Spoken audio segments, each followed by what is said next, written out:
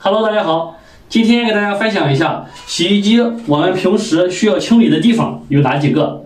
我们看一下，洗衣机一般是有两种，一种是管筒洗衣机，在前边开门的；一种是全自动的洗衣机，在上边开门的。分别看一下它们需要哪些地方需要清理。来，往前来一点。你像这种管筒洗衣机，这个呢是放洗衣液的地方，我们感觉是拿不出来的。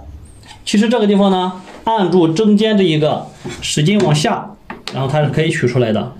这个地方有一个开关，取出来之后，冲洗完成之后呢，可以再把它推进去，这样用力就推进去了。再往下一点，下边这个地方呢是个小盖板，有个平库螺丝刀，然后可以撬开。撬开之后，下边这地方有一个旋钮，这个旋钮是可以打开的。打开之后，里边有脏水或者脏东西，是从这地方可以流出来的。我们看，然后是有脏东西的啊。然后呢，可以用个花洒从这个地方冲一冲，把它冲洗干净。冲完之后呢，再把这个上回去，上完再把这个扣上。我们再来看一下这种全自动洗衣机，有两个地方需要我们清理。一个地方是这个地方呢是过滤网。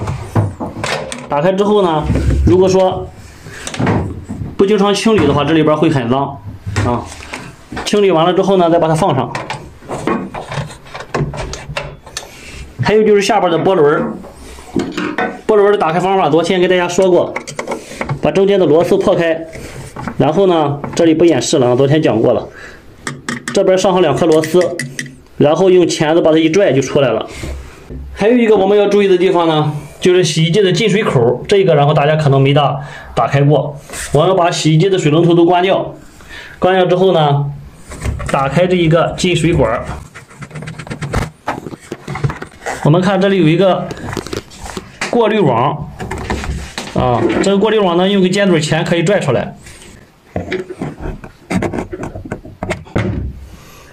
这个里边时间久了会有泥沙，都是水管里边的管道里边的泥沙，然后这个需要清洗。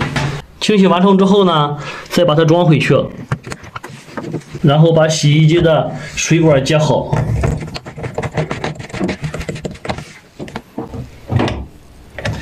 接好之后，打开水龙头，观察一下接的地方漏不漏。好，今天就跟大家分享，然后我们常注意的需要清理的地方啊。